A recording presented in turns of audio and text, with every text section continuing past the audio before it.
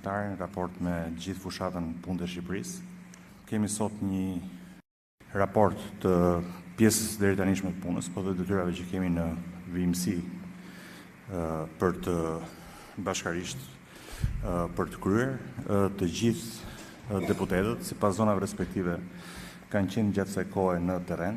Janë bërë 506 takime me secilin për organizatave, ku ka pas një diskutim për analizën e rezultateve zgjedhjeve. Në këtë fazë gjithashtu ka nisur procesi i antarësimeve të reja, i cili gjithashtu deri tani ka një progres shumë të mirë. Ka qenë sigurisht një kërkesë sistematike që ne kemi thënë që nuk duam antar thjesht për të shtuar një numër, por duam njerëz që në mënyrë të mirëfillë aktiv të kontribuojnë në jetën aktive politike të partisë, marrin pjesë në diskutimet aktive për mënyrën se si mund dhe duhet përmirësohet jeta në komunitetet respektive, por edhe se si duhet të ecë përpara jeta e gjithë vendit. Dhe kemi diskutuar dhe gjërësisht me gjithë antarët, në gjithë asamblet për nevojën për një diskurs më të mirëfillt politik nga të gjitha organizatat. Jo thjesht si një organizat që padyshim merret me problemet që ka i komunitet respektiv aty, çështje që kanë bërë me infrastrukturën, që kanë bërë me problemet bashkiake, çështje që kanë bërë me legalizimet apo hallet tjera që komuniteti ka, por edhe një diskutim të mirëfillt politik për mënyrën se si vendi po ecë përpara, për integrimin evropian, për sfidat që vendi ka përpara, për gjërat që janë duke ndodhur, pikërisht për të ekuilibruar të diskurs që e kemi bërë shpesh bashkarisht për të kombinuar në mënyrë më të shëndetshme një komunikim drejt për drejt me qytetarët, cilët në para një viti na besuan një mandat të qëndësishëm në gjithë Shqipërinë, po specifikisht edhe këtu në qarkun e Elbasanit. Ne jemi parti që ja dalim fitojmë se organizohemi në mënyrë sistematike dhe të qëndrueshme gjithë kohës, po dhe se punojmë dhe shpërndajmë kohën punën kohë. Kështu që kjo është një raport i situatës ku jemi dhe i punëve të bëra deri tani. Shumë faleminderit edhe kënaqësi e veçantë që shikoj këtë sallë me jo vetëm prani, po edhe me angazhim ardhur edhe nga bashkitë tjera të Elbasanit për këtë asamble të zgjeruar që është në vazhdën e asambleve të zgjeruara që kemi organizuar në funksion të nevojës për të bërë një bashkëbisedim lidhur me disa tema me rëndësi për momentin që po kalon Shqipëria, i cili është një moment shumë vendimtar, po dhe shumë delikat, pasi nuk kemi qenë asnjëherë kaq afër realizimit të një ëndre historike, por nga ana tjetër, pasi është e nevojshme që të jemi të gjithë vetëdijshëm se këto hapa të fundit të 3-4 viteve që kemi përpara janë edhe më të vështirat. Janë dhe më të vështirat sepse është faza kur duhet të përputhim të gjithë organizmin ton shtetëror me organizmin e Bashkimit Evropian në aspektin jo vetëm të ligjeve, po dhe në aspektin e standardeve. Dhe në ndërkohë që na duhet kjo vetdije edhe na duhet që ta ndjejmë gjithë bashku këtë përgjegjësi, Partia Socialiste, familja jonë politike duhet përballet pa e humbur kthjellësinë edhe pa e humbur për asnjë moment motivimin për të shkuar çdo ditë më shpejt përpara me një tërsi forcash edhe faktorësh që janë tërësisht kundër nesh. Forca dhe faktor politik, mediatik,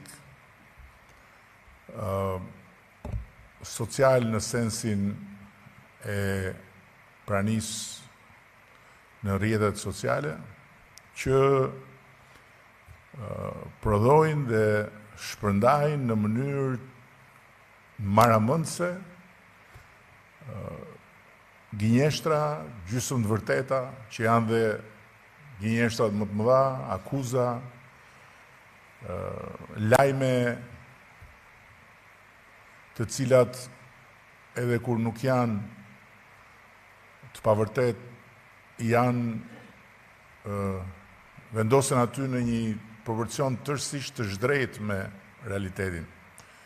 Dhe nuk e di a e keni parë, unë kam postuar para disa ditësh një analizë që një startup shqiptar i ka bërë përmes inteligjencës artificiale 66 ditëve të fundit në media tradicionale, televizione dhe në mediat online, portale. Të gjitha artikujve të shpërndarë dhe të gjitha fjalëve të thëna. Dhe nga njëra anë është një analizë ose një pasqyrë më saktë që tregon diçka shumë pozitive për ne, e cila rrëzon çdo lloj legjende urbane të sajuar me vite dhe të shpërndar edhe botërisht se Shqipëria është një vend mediash të kapura.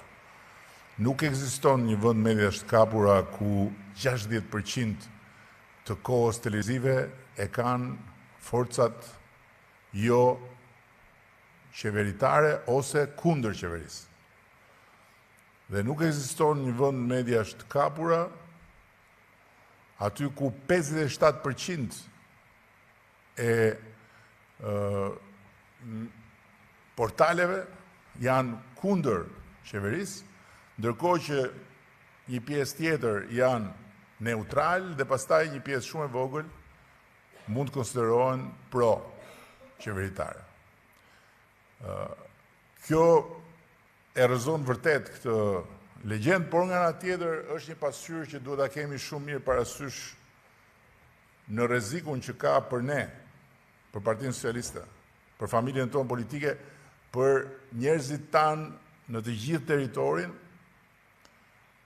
për votuesit tanë, ata që na kanë mbështetur fuqimisht dhe që na dhanë 83 mandate, sepse ndryshe nga ne që jemi këtu në të podium, dhe ndryshe nga ju që jeni drejtuesit e Partisë Socialiste në nivele vendore apo në nivele edhe më kapilare organizatash, dhe që gjithsesi jeni në kontakt dhe dini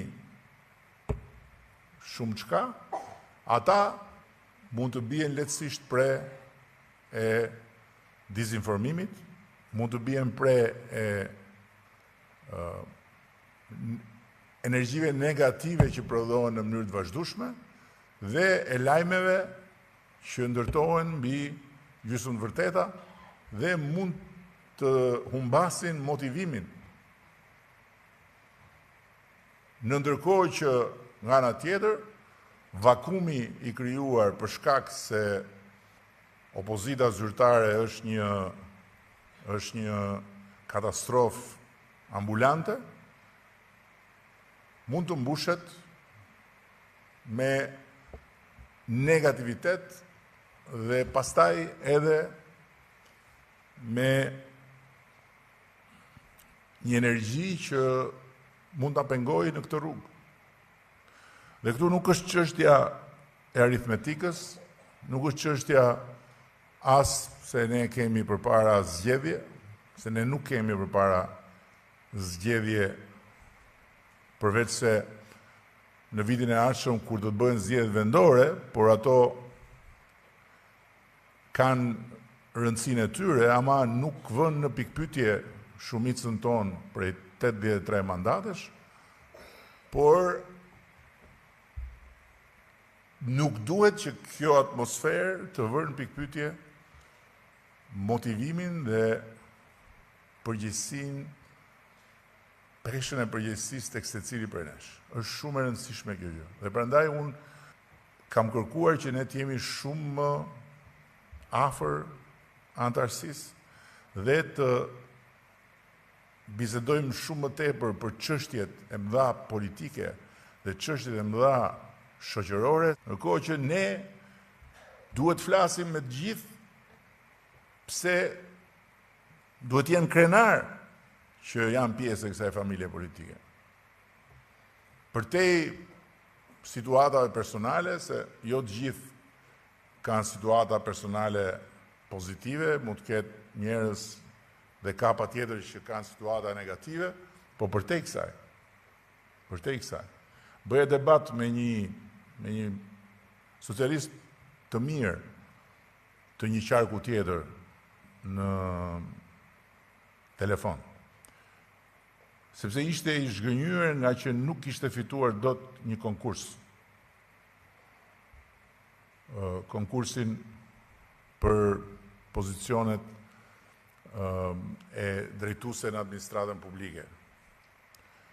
Edhe faktikisht ishin 11 vende të lira dhe konkursi mbaroi me 9 fitues. Pra, nuk ishte një konkurs formal, se po të ishte formal do kishte 11 fitues për 11 vende. Dhe këtu nuk bëhet fjalë për të zgjedhur rojet e parkimeve të ministrive, këtu bëhet fjalë për të zgjedhur një numër shtesë drejtuesish në administratën publike, të cilët në një mënyrë ose një tjetër do të jenë pjesë e procesit të negociatave dhe pjesë e punës për të gjitha ato gjëra që duhet të zbatojmë që të mbyllim negociatat dhe të hymë në Bashkimin Evropian. Tu nuk bëhet fjalë për dhe ai është një socialist i mirë, është një njeri që ka dhënë kontribut. Edhe më thoshte jam një socialist i zhgënjur sepse kam 20 vjet që kontriboj në Partinë Socialiste dhe kam 10 vjet që jam koordinator në një pikë dhe vërtet ka bërë punë shumë të mirë. Por nuk mundem më të dalë përpara njerëzve sepse nuk u gjetë për mua mundësia që të i thash po mirë, çfarë prisje ti? Ti prisje që unë të ndërhyja që ti të merje pa merit një vend që ngeli bosh.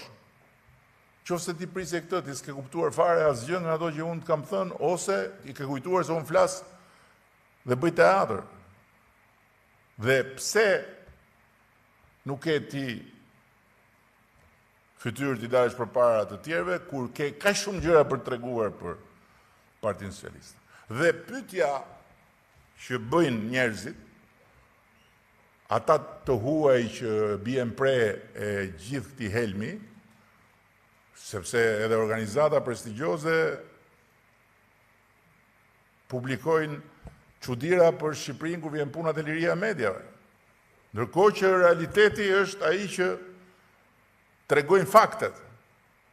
Dhe patjetër që media në Shqipëri kanë probleme dhe ata kanë të drejtë kur thonë kanë probleme të pronësisë, kanë probleme të sigurisë së vendit punës për gazetarët, të formalizimit pagave tyre etj. Por aty ku bien pre është po mirë si fiton kjo parti, si ka mundësi që fiton kjo parti dhe fiton, madje fiton dhe më shumë kur vjen për të kërkuar mandatën e 4 dhe ndërkohë i paska edhe mediat kundër. Po shpjegimi është në realitetin e fakteve. keni parë ju ndonjë media që të thot ndonjë gjë se çfarë ka bërë për shembull Ministri i Bujqësisë në këtë periudhë? Nuk keni parë. Zbesoj të keni parë. Po me siguri keni parë lajme, keni parë kronika, keni dëgjuar fjalime, copëza fjalimesh në për ato portalet që postohen me video që si u lanë në rrugë fermerët se u prej subvencioni naftës, si bujqësia ka marrë fund, e tjerë dhe këto, po i keni parë. Ndërkohë që e vërteta që din njerëzit në fshat, ata që votojnë, nuk është ajo që thonë ato pasqyra, por është ajo që ata prekin. Se nuk është as pak e vështirë që në atë 30% që nuk na voton ne në një fshat X, ku ne marrim 7%, të gjesh 3 veta që të thonë gjitha të zezat. Apo të gjesh njerëz të cilët realisht nuk kanë sukses dhe nuk kanë fare sy për qape kur i thonë në atë punë. Por ama, e vërteta është që ne, dhe këtë e din ata fermerët, ne kemi hequr subvencionin e naftës, që ishte një shumë prej 18 milion eurosh, dhe ndërkohë kemi vendosur një gjë tjetër. Të gjithë ata të cilët do të shesin me faturë dhe do dorëzojnë faturat, do marrin mbrapsht 10% të vlerës së faturave, që në totalin e vetë ne parashikojmë të jetë nga 40 deri në 55 milion euro. Dhe kjo do të bëjë që ato 40 deri në 55 milion euro, në varet se sa do vinë në këtë fazë parë, sepse pastaj kur ta mësojnë të gjithë që nuk ka më asnjë kokërleku nëse ti nuk tregon faturat, por ama kur tregon faturat ka më shumë, janë të ardhura nga buxheti i shtetit që do i shkojnë fermerëve, por njëkohësisht janë një hap i madh në formalizimin më në fund të një pjesë të ekonomisë që nuk mund të hyjë në Bashkimin Evropian informale. Në Bashkinë Dibër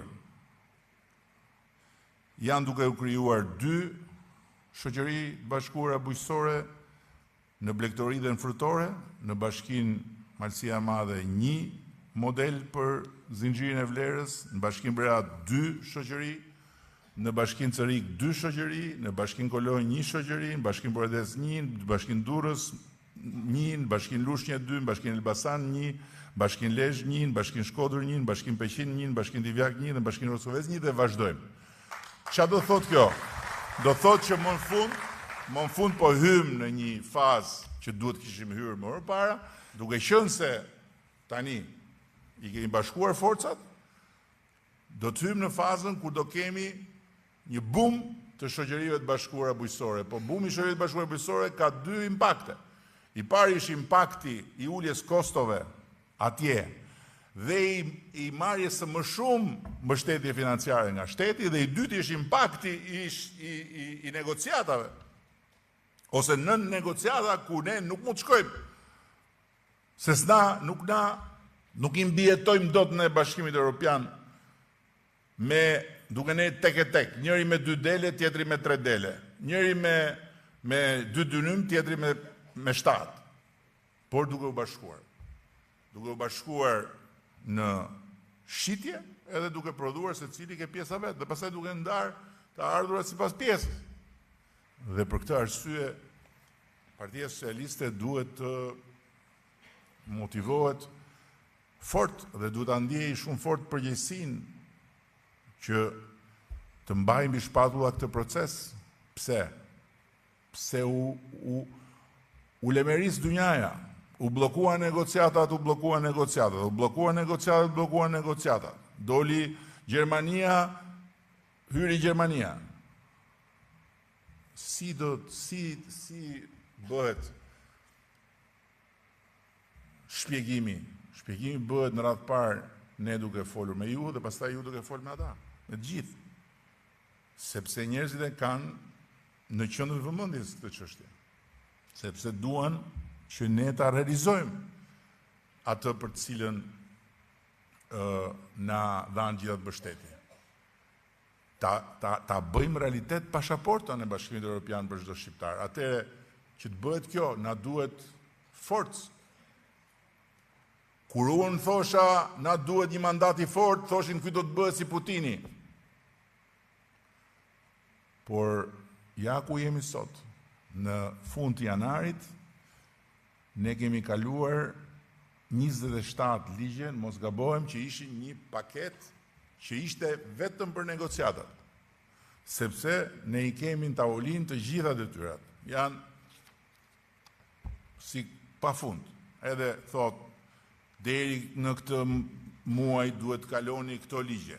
Deri në atë muaj duhet kaloni këto masa. Deri në atë muaj. Dhe të gjitha këto janë për të përputhur legislacionin me standardet e Bashkimit Evropian. Nga këto 27, 7 ishin me 84 vota. Tani e parfityroni ju, sikur ne të kishim 75 edhe të tjera të kishin molotovarët, se ku do ishim sot ne? Atëherë po do na ishin bllokuar negociatat, sepse do na ishte bllokuar parlamenti, jo me muskuj, por me buzëqeshje. Duke thënë po më ne u japim votat juve, patjetër ne duam të shkojmë bashkë në Europë, por duhet një herë të tërhiqet narkoregjimi. Duhet të hiqet Edi Rama, duhet mos a ketë Partia Socialiste qeverinë, të bëjmë një gjë të përbashkët, e bla bla bla, dhe ne do ishim në një situatë, do vinim vërdall, si e shpreha që thot, duke i gjimu bishtit tonë. Prandaj duheshin ato vota. Prandaj unë insistoja që na duhet. Dhe prandaj ne duhet t'i puthim duart të gjitha atyre që na i dhanë ato vota, jo për këto karrige, po për atë forcë që ato vota kanë në parlament, që ne t'i realizojmë negociatat.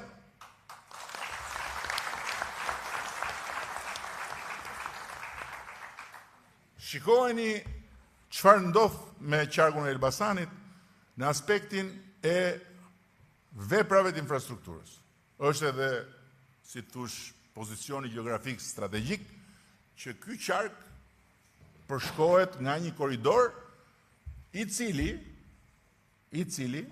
deri përpara 3 vjetësh, kur ishte që ne bëm samitin me Bashkimin Evropian, nuk pranohej nga Bashkimi Evropian si korridor evropian. Korridori 8 nuk ishte, nuk e pranonin. Pse se pranonin? Se një vend e bllokonte. Kjo është vend mik, por këto janë çështje të konkurrencës, të rrugëve të tregjeve etj. E futëm korridorin e 8 dhe e bëm BE-n që të vinte këtu dhe po këtu ta firmoste atë ditë që korridori i 8 është korridor evropian. Dhe pse ishte e rëndësishme? Ishte e rëndësishme për të marrë pastaj ato fonde me të cilat ne do të ndërtojmë hekurudhën. Dhe ndërkohë është e rëndësishme edhe për të marrë ato mbështetje që kemi marrë për segmente të caktuara të korridorit. Një pjesë është buxheti i shtetit, se nuk kemi dashur të presim pafund. Dhe kjo po bëhet tani. Ashtu si kundër bypassi i Elbasanit e të tjera që të mos rriti numëroj që të futem në këto, janë punë që bëhen, çka keni parë në televizor ju nga kjo? Keni parë vetëm kur ra kodra atje dhe të gjitha të zezat që u thanë në mënyrën më të pacip për një ndodhi e cila ishte një ndodhi puro gjeologjike që s'kishte lidhje fare me projektin e rrugës, me rrugën, me punën, me zallin, me malin, ishte thjesht çështje gjeologjike. Dhe u lemeris dynjaja, u ngritën të gjithë, ja, korupcioni, por ju e dini se nuk është e mundur që të rritet korupcioni dhe të rriten të ardhurat e buxhetit, se nuk shkojnë të dyja bashkë. Nuk është e mundur që të rritet korupcioni dhe të rriten kursimet nga tenderat, se nuk si shkojnë. Që korupcioni u riska dhe shteti fiton ka më shumë kur bën tendera. Nuk është e mundur që të rritet korupcioni dhe të rritet ekonomia. Nuk është e mundur që të rritet korupcioni, të rriten pagat, të rriten pensionet, nuk është e mundur. Nëse deri dje duhet të jepi rishfet për të marrë certifikat, se thoshte nuk ka printeri boj, nuk ka drita, nuk punon printeri, bla bla bla, sot shqiptarët këtu dhe kudo në botë e kanë shtetin në telefon kur vjen puna për të marrë letra. Përjashto hipotekën, që është një proces që ne do ta përmbyllim dhe atë brenda këtij mandati dhe nuk do kemi më nga këto tmerret që vazhdon të prodhoi gjithë ajo këneta e madhe që shkriu në 30 vjet me letra, me prona, del njëri, futet tjetri, jo është e imja, jo mbivendosja, jo dregjo shejtani. Problemi ynë është vetëm një, që ne të jemi të fokusuar dhe të mos harrojmë asnjëherë që kemi një barë shumë të madhe që na ka rënë në kuris. Por dhe një fat shumë i madh që na ka rënë ne. Që të bëjmë histori duke mbyll përfundimisht kapitullin